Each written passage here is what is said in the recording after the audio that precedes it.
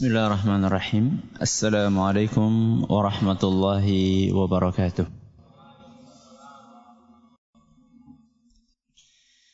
Alhamdulillah rabbil alamin. Wabihi nasta'inu ala umuri dunya waddin. Wa sallallahu ala nabiyyina Muhammadin wa ala alihi wa sahbihi ajma'in. Amma ba'd. Kita panjatkan puja dan puji syukur kehadirat Allah Tabaraka wa Ta'ala. Pada kesempatan malam yang berbahagia kali ini, hari Rabu, tanggal 29 Dzulhijjah 1438 Hijriah, yang bertepatan dengan tanggal 20 September 2017, kita masih diberi kekuatan, kesehatan, hidayah serta taufik dari Allah Jalla wa'ala, sehingga kita bisa menghadiri pengajian rutin tafsir kita ini di Masjid Agung Darussalam Purbalingga. Kita berharap semoga Allah Subhanahu wa Ta'ala berkenan untuk melimpahkan kepada kita semuanya ilmu yang bermanfaat, sehingga bisa kita amalkan sebagai bekal untuk menghadap kepada Allah Jalla wa'ala. Amin. Salat dan salam semoga senantiasa tercurahkan kepada junjungan kita Nabi besar Muhammad sallallahu alaihi wasallam, kepada keluarganya, sahabatnya, dan umatnya yang setia mengikuti tuntunannya hingga di akhir nanti. Seperti biasanya, sebelum kita memasuki materi pengajian pada malam hari ini, kita akan membaca surat yang mulia, surat Al-Balad. Mudah-mudahan Allah Subhanahu wa Ta'ala memberkahi majelis kita. A'udzu billahi minasy syaithanir rajim.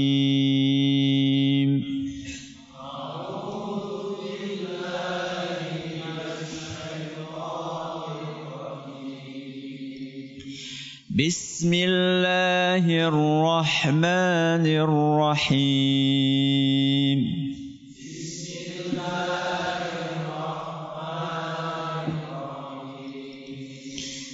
لا أقسم بهذا البلد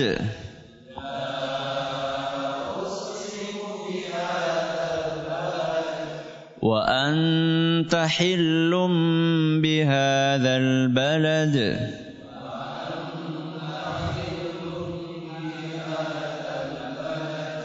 ووالد وما ولد لقد خلقنا الإنسان في كبد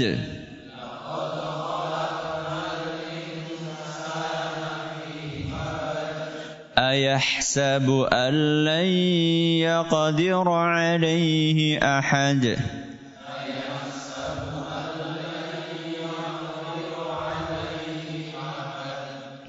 يقول أهلكت مالا لبدا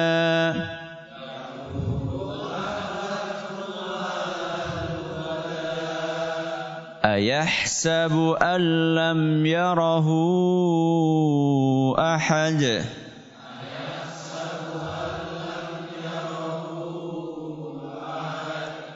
ألم نجعل له عينين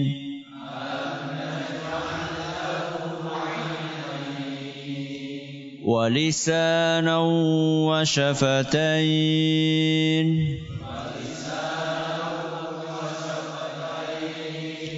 وهديناه النجدين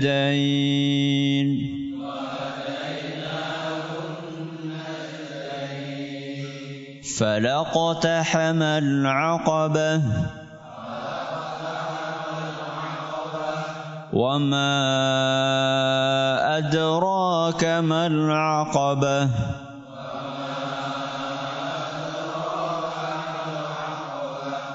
فك رقبة أو إطعام في يوم ذي مسغبة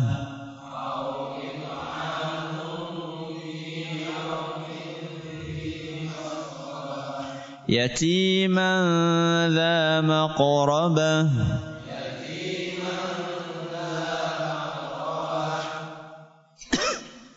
أو مسكينا ذا متربة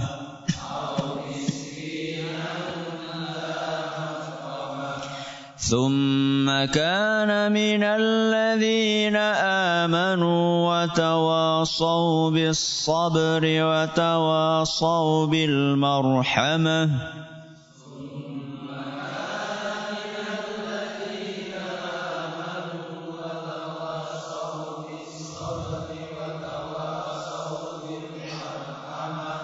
أولئك أصحاب الميمنة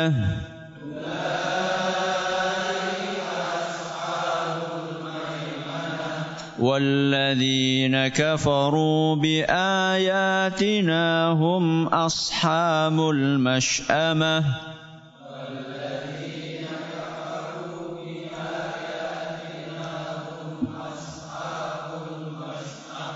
عليهم نار مؤصدة.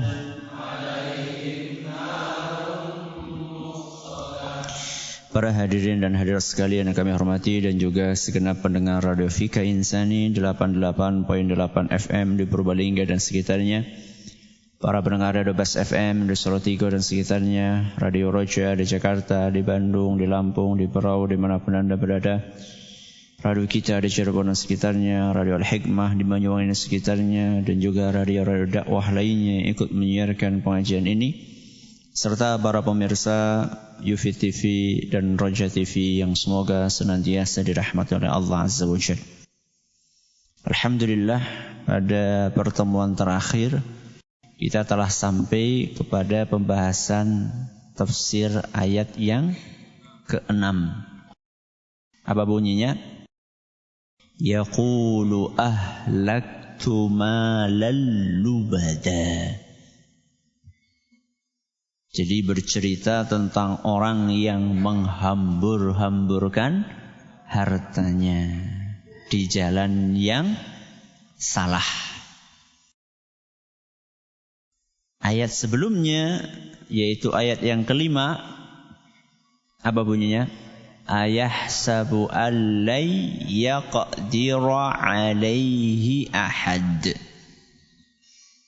Menyinggung orang-orang yang sombong karena kekuatan fisik. Jadi ada dua penyakit yang disebutkan di sini. Yang pertama sombong karena kekuatan fisik, yang kedua menghambur-hamburkan harta. Allah Subhanahu wa ta'ala setelah menyebutkan sebuah penyakit atau dua penyakit, setelah menyebutkan adanya problematika ini di masyarakat, Allah Subhanahu wa ta'ala membawakan solusinya. Tidak cukup hanya bercerita tentang penyakit, tapi bagaimana cara mengobatinya. Dan ini penting. Ketika menyampaikan sesuatu, jangan cuma kita bercerita tentang hal-hal negatif yang kita lihat, tapi apa solusi yang bisa kita lakukan. Jangan cuma bisanya menyalahkan. Apa yang bisa kita lakukan untuk memperbaiki kesalahan tersebut? Maka Allah Subhanahu wa ta'ala setelah menyebutkan dua penyakit tadi, sombong karena kekuatan, kemudian perilaku menghambur-hamburkan harta. Bagaimana cara mengobati dua penyakit itu? Ada jawabannya di dalam ayat yang ke-7. Apa bunyinya? Ayahsabu allam yarahu ahad. Terjemahannya, apakah dia mengira? Dia niku sinten? Manusia. Apakah manusia mengira bahwa tidak ada satupun yang melihatnya? Yang melihat siapa? Allah subhanahu wa ta'ala. Jadi solusinya apa Ustaz? Solusinya merasa diawasi oleh Allah. Karena merasa diawasi oleh Allah sehingga tidak berbuat sekarepe dewek. Dalam istilah ulama kita, perasaan selalu diawasi oleh Allah itu istilahnya apa? Apa? Muraqabah. Apa? Muraqabah. Apa muraqabah tadi? Merasa selalu diawasi oleh Allah. Perkataannya atau perbuatannya? Semuanya. Ketika sendirian atau ketika di depan umum? Semuanya. Ketika di rumah apa di kantor? Semuanya. Sekarang apa besok? Semuanya, selamanya. Itu namanya muraqabah.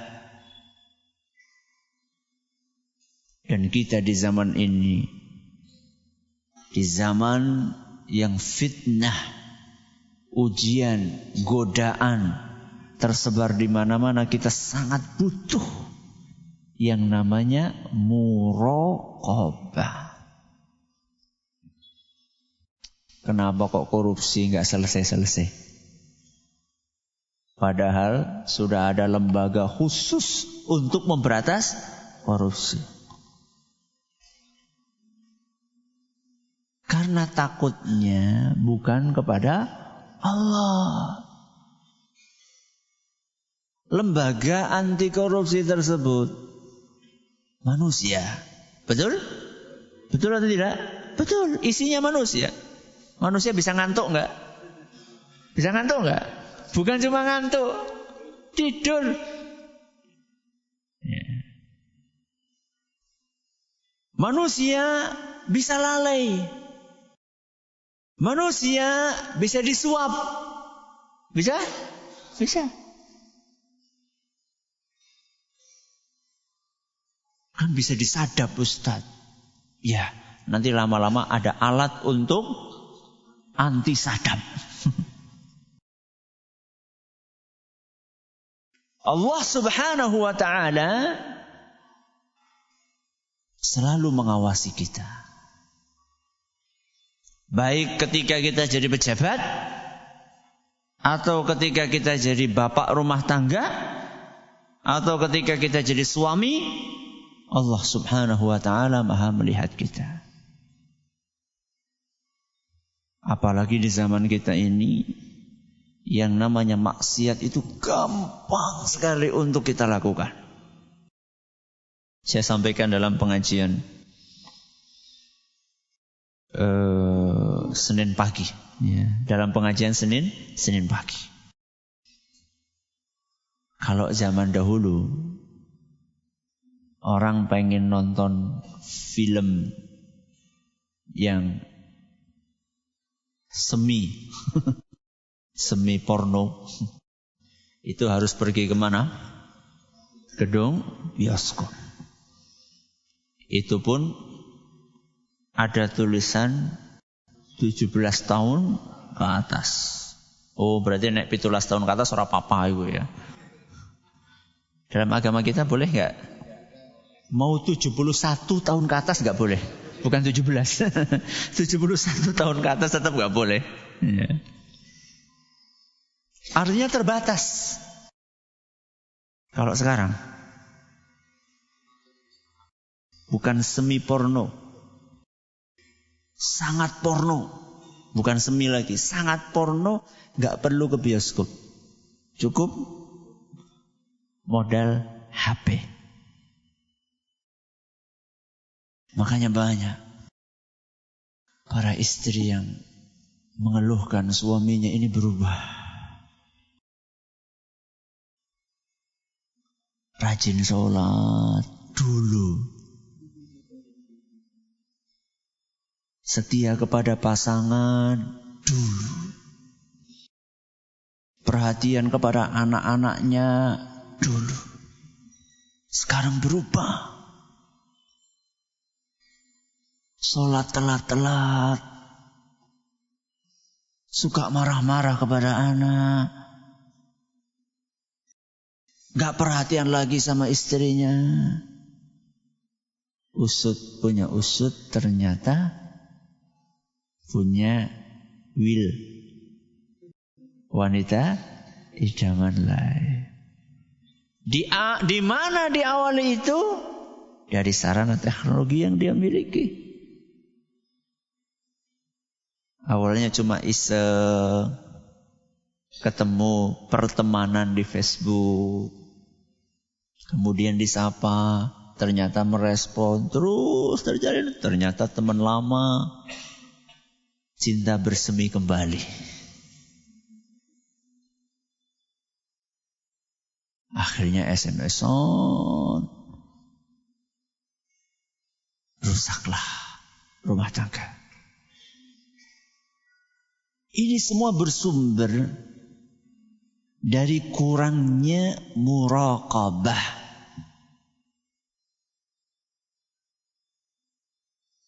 Merasa diawasi oleh Allah Subhanahu wa ta'ala. Dan muraqabah ini adalah merupakan pondasi dari seluruh amalan hati.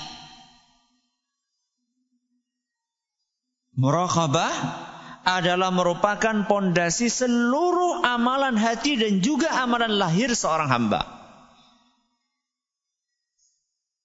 Hadis yang sering kita dengar dalam hadis riwayat yang diriwayatkan Imam Bukhari. Sab'atun yudhilluhumullahu fi dhillihi yawma la dhilla illa dhilluh. 7 golongan yang akan mendapatkan naungan Allah di padang mahsyar. Yaitu saat itu tidak ada naungan kecuali naungannya Allah. Ada berapa? 7. 7 ini kan macam-macam ya. Ada imam. Imam itu maksudnya penguasa yang adil. Terus ada pemuda yang hatinya selalu tergantung di masjid. Terus orang yang infak dengan tangan kanannya, tangan kirinya tidak tahu. Terus orang yang diajak berzina oleh seorang wanita yang kaya, cantik, ningrat. Kemudian jawabannya, aku takut Allah. Terus seorang yang mengingat Allah sendirian, terus nangis. Ini amalan kelihatannya beda-beda. Tapi sumbernya sama. Muraqabah. Seorang yang diajak berzina. Oleh siapa? Wanita, cantik, kaya, ningrat. Kurang apa jajal? Ya. Tapi jawabannya, inni akhafullah, aku takut kepada Allah. Kenapa? Karena dia merasa diawasi oleh Allah Subhanahu wa ta'ala. Orang yang mau infak dengan tangan kanannya walaupun tangan kirinya tidak tahu, itu maksudnya apa toh? Maksudnya apa? Jenengan sabun infak tangannya kudu kayak gini. Siji nang bude, siji nang ngarep. Harus seperti ini maksudnya? Bukan. Apa maksudnya?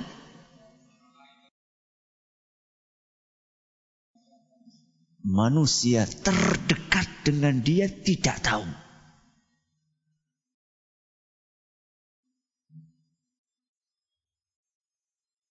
Tangan kanan dengan tangan kiri. Pernah berpisah? Pernah berpisah? Pernah atau tidak? Nggak pernah. Ketika tidur bareng, ketika masuk kamar mandi bareng, ketika ke kantor bareng, ketika main bola bareng, nonton bareng, semuanya bareng terus. Hadir pengajian bareng. Saya tanya, manusia yang terdekat dengan jenengan siapa? Istri atau suami. Apa kemana-mana bareng?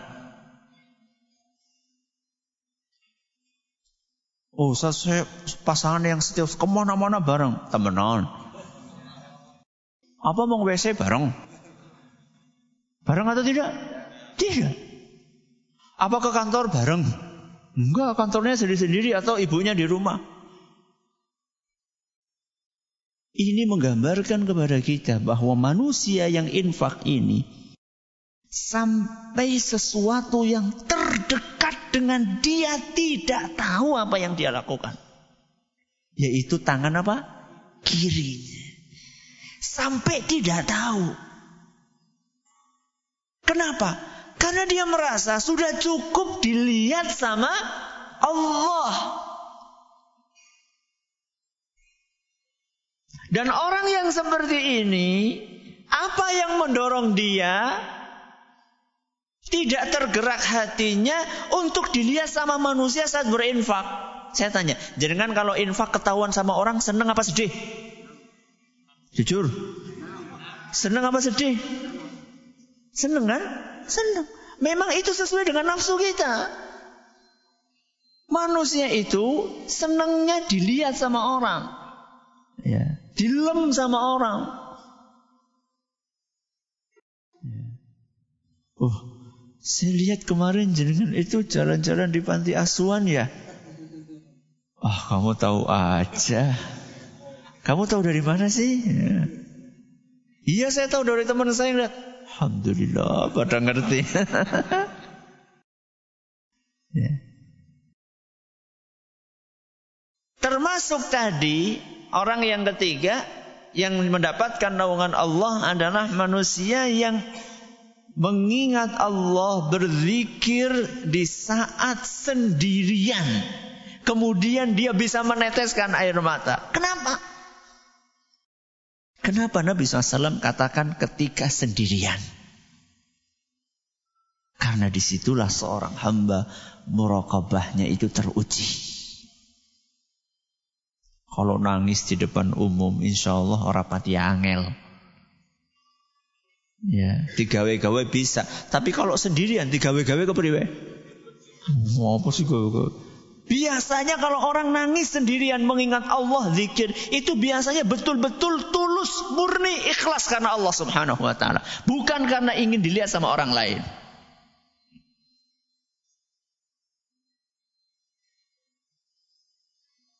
Dan seterusnya.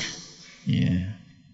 Makanya muraqabah ini adalah salah satu amalan solusi yang diberikan oleh Allah Subhanahu wa ta'ala untuk menghindarkan diri kita dari perbuatan-perbuatan yang buruk,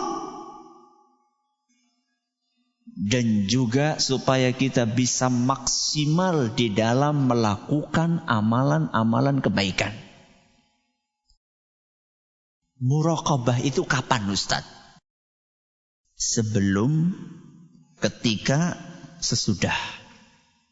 Kapan muraqabah? Sebelum, ketika, sesudah. Pra, saat, pasca. Sebelum, ketika, sesudah. Sebelum apa? Sebelum berbuat. Ketika apa? Ketika berbuat. Sesudah apa? Sesudah berbuat.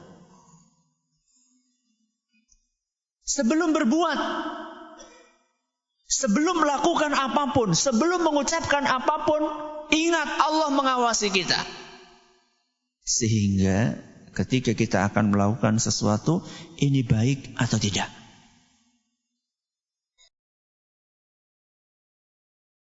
Kalau tidak, berarti tinggalkan. Kenapa ditinggalkan?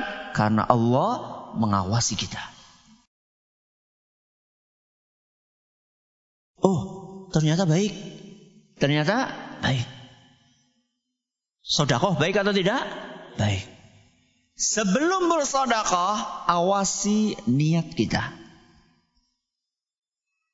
Apakah saat itu niat kita tulus karena Allah Subhanahu wa ta'ala? Kalau iya, lanjutkan. Kalau ternyata niat itu belum hadir di dalam hati kita. Kenapa mas kok rajin sedekah? Iya ki, dilamaning 2019. Kita harus nyuri start dari sekarang. Apa 2019? Nah, gue serentak. Jadi kita harus nyuri start dari sekarang. Kita harus tebar pesona. Kelihatan dermawan di mana-mana. Berarti niatnya mboten apa? Tulus, mandek disit, mandek. Berarti orang sida infak, udah orang sida. Bukan tidak jadi, tapi luruskan dulu, perbaiki. Sebelum beramal. Terus apalagi tadi? Ketika berbuat, ketika beramal. Ketika beramal, kita sudah tahu ini amal kebajikan. Saat beramal, maksimalkan kualitas amalan kita. Contoh, pas lagi sholat, Allahu Akbar. Apa rukunnya, apa wajibnya, apa sunnahnya, apa syaratnya. Penuhi semuanya. Saya tanya, ketika jenengan bekerja, kemudian ada mandor datang, kira-kira golek kerja seapik-apike apa seelek-eleke? Coba saya tanya, sebaik-baiknya atau sejelek-jeleknya? Sebaik-baiknya. Kelihatan cekatan, padahal mau ya ungap-angup. Begitu biasa toko langsung kayak serius banget. Itu yang di kantor. Kemudian yang di sawah, ya etok mene nyabuti apa. Kemudian yang di bangunan, was kotor, nanti gobios. Beran bu gobios apa mau gue? Ya. Ketika kita merasa diawasi, kita akan sebaik-baiknya. Nah sekarang ketika kita sholat, kita tuh diawasi sama siapa? Sama Allah subhanahu wa ta'ala. Makanya maqam yang tertinggi di dalam agama kita namanya maqam ihsan. Jadi orang beragama Islam itu maqamnya ada berapa? Ada 3. Maqam yang paling bawah namanya maqam Islam. Maqam yang kedua di atasnya namanya maqam iman. Maaf, maqam apa? Iman. Dan maqam yang tertinggi namanya maqam ihsan. Itu disebutkan oleh Rasulullah SAW dalam hadis Jibril. Ya. Islam pelakunya namanya Muslim. Iman pelakunya namanya mukmin. Ihsan pelakunya namanya muhsin. Ora kudu jenenge jadi muhsin. Sing penting sudah sampai makom tersebut atau tidak. Dan sekarang kita bukan sedang membahas 3 makom ini secara detil, cuman saya ingin menyampaikan makom yang ketiga sing paling dhuwur. Apa itu ihsan? An ta'budallaha ka'annaka tarahu fa illam takun tarahu fa innahu yarak. Ihsan itu adalah engkau beribadah kepada Allah seakan-akan engkau melihatnya. Dan seandainya engkau belum bisa untuk mencapai makom tersebut, maka ingatlah, sadarlah, hadirkanlah perasaan bahwa Allah senantiasa melihatmu. Allah yang ngasih kita nafas, Allah yang ngasih kita harta, Allah yang ngasih kita keturunan, Allah yang ngasih kita pasangan, Allah yang ngasih kita tempat tinggal, Allah yang ngasih kita kesehatan. Allah subhanahu wa ta'ala yang memberikan kita semuanya sedang menyaksikan apa yang kita lakukan. Maka sebaik-baiknya kerjakan amalan tersebut. Ketika puasa juga sama. Ketika haji juga sama. Haji berangkat sendirian. Misalnya karena biayanya cukup hanya untuk sendirian. Istrinya belum bisa berangkat. Suami berangkat sendirian. Masya Allah. Niatnya tulus, ikhlas karena Allah subhanahu wa ta'ala. Begitu sampai di tanah suci, sudah tulus. Tapi begitu selesai haji sudah kangen sama apa? Keluarga. Semangat ibadah mulai turun. Ternyata di kanan kiri ada muslimah dari negara lain. Ada muslimah dari negara. Jebule wingi konsentrasi banget sih wis mandan ora konsentrasi. Jebule ayu ya.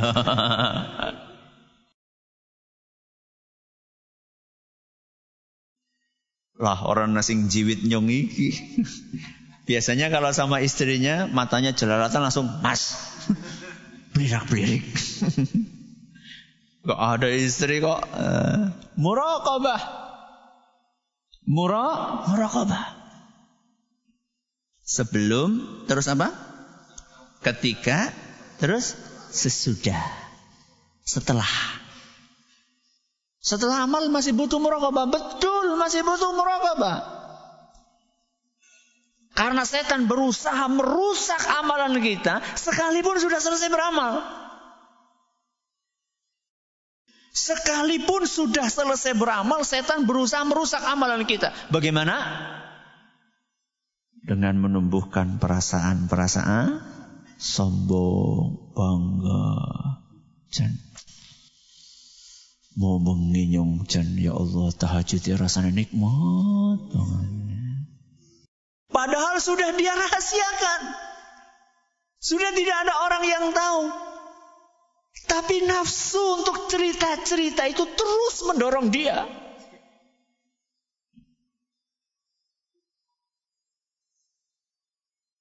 Sehingga ketika ketemu teman di kantor, melihat teman, oh kamu kok ngantuk? Iya tadi malam nonton bola. Ya. Kamu kok matanya merah? Iya tadi malam tahajud. Nah, beda mbok. Beramal soleh dikit, pasang status. Ya. Aduh, baru dapat 4 putaran. Istirahat dululah di depan Ka'bah, selfie, cekrek, nah, posting. Subhanallah. Sekarang ada sebagian manusia apapun diposting. Lagi ngaji, ya madhep nganah, ben background-nya keton ustaz. Jadi sambil menghadap ke belakang cepret lagi ngaji. Datang ke panti asuhan, infak, cepret, apa-apa posting, apa-apa posting. Ya, hati-hati. Muraqabah apa tadi?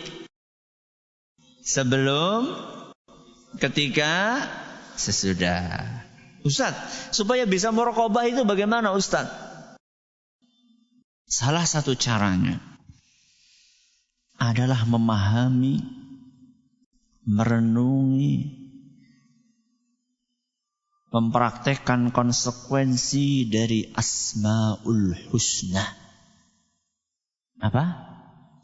Memahami, merenungi, mengamalkan konsekuensi dari Asmaul Husna. Napa Asmaul Husna? Nama-nama Allah yang mulia. Ya. Jadi ada nama-nama Allah subhanahu wa ta'ala yang membuat kita bisa merasakan pengawasan dari Allah manakala kita memahami nama-nama tersebut. Contoh, Allah punya nama Ar-Raqib. Apa? Ar-Raqib. Ar-Raqib itu artinya yang maha mengawasi. Mau di rumah, mau di kantor, mau di pantai, mau di pasar, mau di mana saja, Allah subhanahu wa ta'ala mengawasi gerak-gerik kita. Mau di kamar, mau di warnet, mau di kamar mandi, mau di mana saja, Allah mengawasi kita.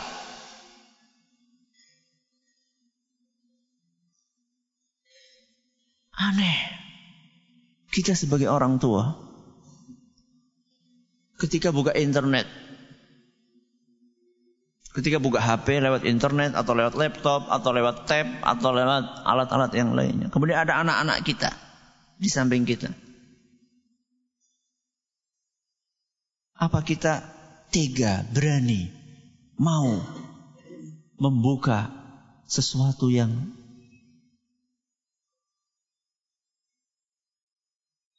negatif, sesuatu yang berbau pornografi?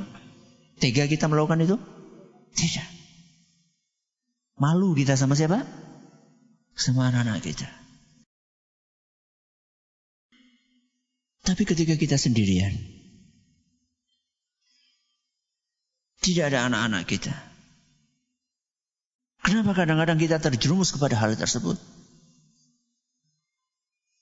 Padahal saat itu walaupun tidak ada anak-anak kita, tapi ada Allah Subhanahu wa ta'ala.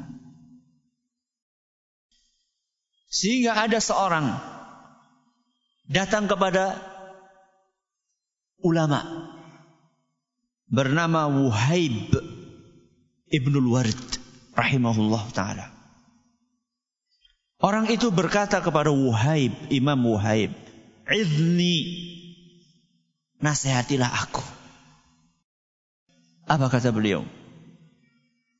"Ittaqi an yakuna Allah ahwanan nadhirina ilaika." Awas, hati-hati, jangan sampai engkau jadikan pengawasan Allah sesuatu yang paling remeh di matamu.